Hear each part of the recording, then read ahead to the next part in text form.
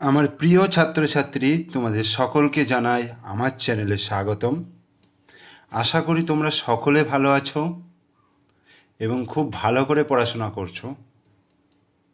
আজকে এই ভিডিওর মাধ্যমে আমি তোমাদেরকে পড়াবো ক্লাস 2-এর সেকেন্ড ইউনিট টেস্ট অর্থাৎ দ্বিতীয় পর্যায়ক্রমিক মূল্যায়নের একটা প্রশ্নপত্র, যেটার নাম হচ্ছে সংযোগ স্থাপনের সক্ষমতা।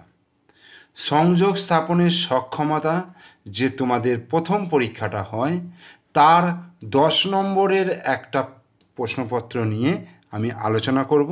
তোমরা অবশ্যই প্রথম থেকে শেষ পর্যন্ত ভিডিওটা দেখবে এবং প্রত্যেকটা প্রশ্নকে ভালো করে বুঝবার এবং জানার চেষ্টা করবে, ঠিক আছে? আর আমি আশা রাখছি এই প্রশ্নপত্রগুলো যদি তোমরা ঠিকঠাক করে যাও, তাহলে তোমাদের স্কুলের পরীক্ষা দিতে একটু সুবিধা হবে, অসুবিধা হবে না, ঠিক আছে? তাই তোমরা অবশ্যই ভিডিওটা দেখবে। দেখো, একের দাগের কি প্রশ্ন বলছে, ফাঁকা ঘরে গ্রেটার দ্যান চিহ্ন অথবা ছোট অর্থাৎ লেস দ্যান চিহ্ন বসাতে বলেছে। এটা হচ্ছে গ্রেটার দ্যান চিহ্ন আর এটা হচ্ছে লেস দ্যান চিহ্ন। তোমাদের মনে রাখতে হবে যে দিকটা ছুঁচের দিক অর্থাৎ এই দিকটা, সেই দিকগুলো হচ্ছে ছোট দিকটা বোঝায়, আর ফাড়ালো দিকটা অর্থাৎ যে দিকটা এরকমভাবে আছে সেই দিকটা হচ্ছে বড়। তাহলে এখানে দেখো দুটো করে সংখ্যা দিয়ে আছে, মাঝখানে শূন্যস্থান দিয়ে আছে 43 আর 73। 43 আর 73-এর মধ্যে কোনটা বড় তোমাদের দেখে কি মনে হচ্ছে? এর দশকের ঘর আছে কত? 7 আছে। এর দশকের ঘর আছে 4। এখানে 7 আছে, এখানে 4 আছে। তার মানে আমরা তো জানি 4-এর থেকে 7টা বড়। তাহলে দশকের ঘরে যে বেশি থাকবে সেই সংখ্যাটাই বেশি হবে। তাহলে যেহেতু একক দশক এটা দুই অঙ্কের সংখ্যা, তাহলে 73টা বড়, এবং 73টা বড় হলে তাহলে এইভাবে চিহ্নটা আমি দিতে পারবো, অর্থাৎ লেস দ্যান চিহ্ন হলো। এটা একেবারে লেস দ্যান চিহ্ন। এটা দেখো 8 10 6 86 আর এটা হচ্ছে 6 10 8 68। 8 10 6 86 আর 6 10 8 68।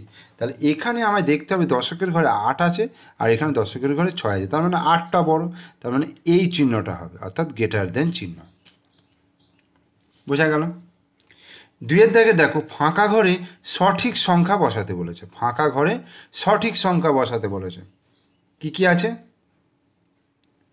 দুটো দুটো দুটো, মানে 3টে দল আছে।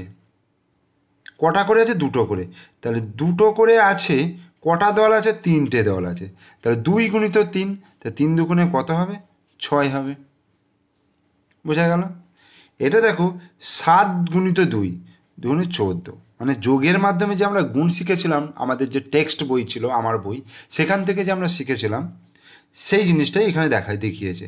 7 গুণিত 2 তাহলে 14, তাহলে এইখানটা আমরা কী লিখতে পারবো? 7 যুক্ত 7, দুটো 7-এর যোগফল 14। গয়েরটা কি? একটি খরগোশ 1 লাফে যায় 2 ঘর, তাহলে 10 লাফে যায় ক ঘর? 10 লাফে যাবে, তাহলে এখানে কি আছে? 18 আর 2 20, অর্থাৎ কি হবে?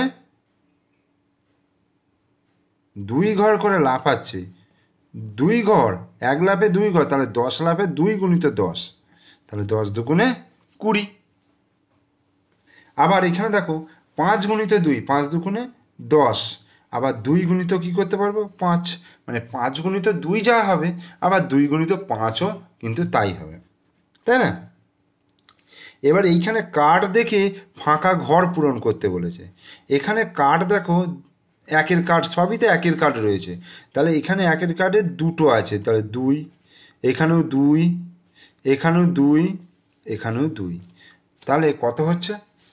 2 2 করে কটা রয়েছে? 1টা 2টো 3টে 4টে, তাহলে 2 গুণিত 4, মানে 4 দুগুণে কত হচ্ছে? 8। এখানে গুণ্য, গুণক, গুণফল কত? গুণ্য মানে 2 হচ্ছে গুণ্য, 2কে গুণ করা হচ্ছে, কাকে দিয়ে গুণ করা হচ্ছে? 4 দিয়ে গুণ করা হচ্ছে, তাহলে 4টা হচ্ছে গুণক। গুণফল, গুণ করে যে ফলটা পাওয়া গেল সেটা হচ্ছে গুণফল। তাহলে যাকে গুণ করা হয়, 2কে গুণ করা হচ্ছে, তাহলে 2 হচ্ছে গুণ্য। কত দিয়ে গুণ করা হচ্ছে? 4 দিয়ে, তাহলে 4 হচ্ছে গুণক। আর গুণ করে যে ফলটা পেলাম অর্থাৎ 8, এটা হচ্ছে গুণফল।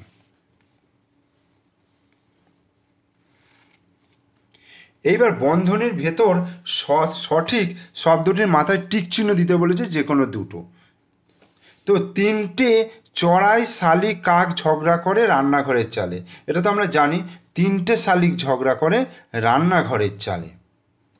শম্ভুনাথ বাবুর বড় ছেলের নাম কি ছিল?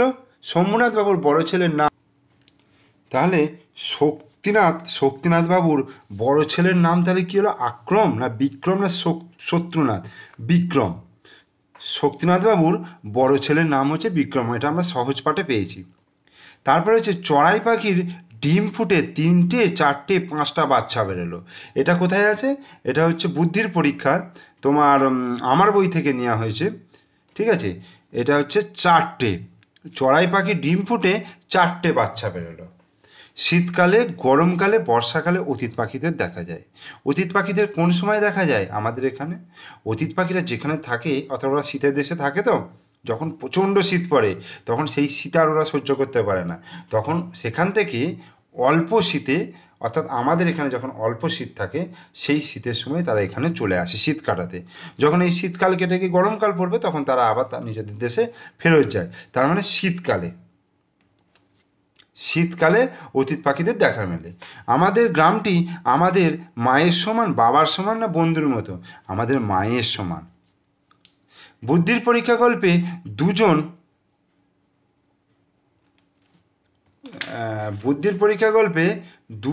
তিনজন বুদ্ধির পরীক্ষা গল্পে 2জন 3জন এবং 4জন মানুষের কথা আছে।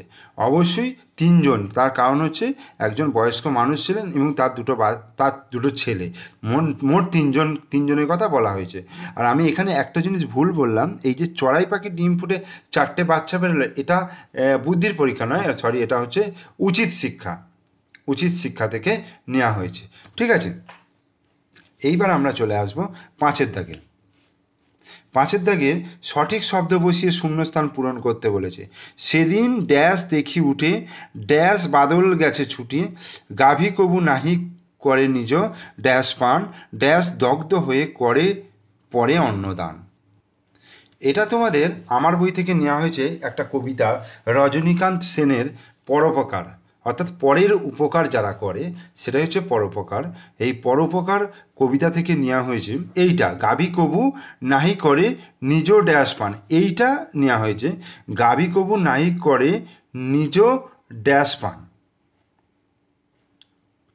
গাভী কবু নাই করে নিজ ড্যাশ পান, নিজ কী দান, কী হবে? দুগ্ধ পান, নিজ দুগ্ধ পান, দশ গয়ে ধয়ে, নিজ দুগ্ধ পান, ড্যাশ দগ্ধ হয়ে, কাষ্ঠ দগ্ধ হয়ে করে পরে অন্নদান। আর এটা কি হবে? সেদিন, আর এইটা দেখো কয়েকটা কি বলেছে, এইটা তো পরোপকার থেকে পেয়েছি, আর কয়েকটা হচ্ছে কয়েকটা পেয়েছি, এটা সহজ পাঠে রয়েছে প্রথম দিকে। সেদিন ভোরে দেখি উঠে, বৃষ্টি বাদল গেছে ছুটে, ঠিক আছে। এবার 6এর দাগের দেখো, সঠিক উত্তরের মাথায় ঠিক চিহ্ন দিতে বলেছে। সূর্য পূর্ব এবং পশ্চিম দিকে অস্ত যায়, সূর্য পূর্ব দিকে ওঠে এবং পশ্চিম দিকে অস্ত যায়। ময়ূরের ডাককে কি বলে? ময়ূরের ডাককে কেকা বলে। লিঙ্গ পরিবর্তন করতে বলছে। শিক্ষকটা কি হবে? শিক্ষিকা।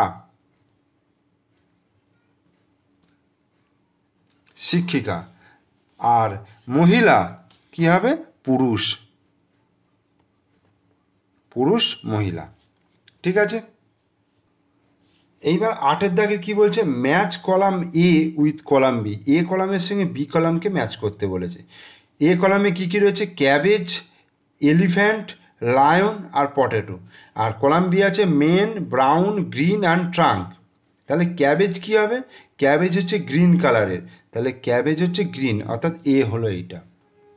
এলিফ্যান্ট হাতির ট্রাঙ্ক অর্থাৎ সুর আছে, তাহলে বি। লায়ন, লায়ন হচ্ছে সিংহ, কেশর আছে অর্থাৎ মেন। আর পটেটো, পটেটো আলু হচ্ছে ব্রাউন কালারের, বাদামি। এই এবার 9 দাগে গিয়ে বলছে tick the correct answer. Insects R big, small and huge. Insects R small.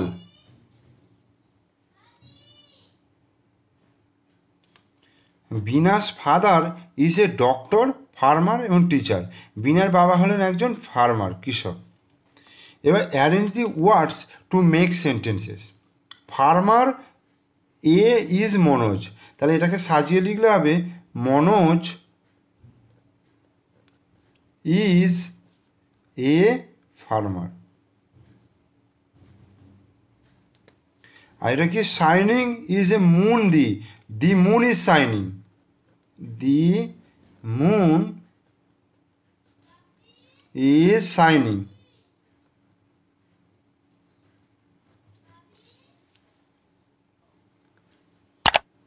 তাহলে আমরা এখানে 10 নম্বরের একটা প্রশ্নপত্র আলোচনা করলাম। এরকম আরও প্রশ্ন দেখার জন্য, এরকম আরও প্রশ্নপত্র তোমরা যদি দেখতে চাও তাহলে অবশ্যই আমার চ্যানেলটিকে সাবস্ক্রাইব করে রাখবে এবং পাশে থাকা বেল আইকন প্রেস করে রাখবে। ঠিক আছে, তোমরা ভালো থেকো, সুস্থ থেকো। আমি পরবর্তীকালে আর একটা ভিডিও তোমাদের জন্য নিয়ে এসে হাজির হব।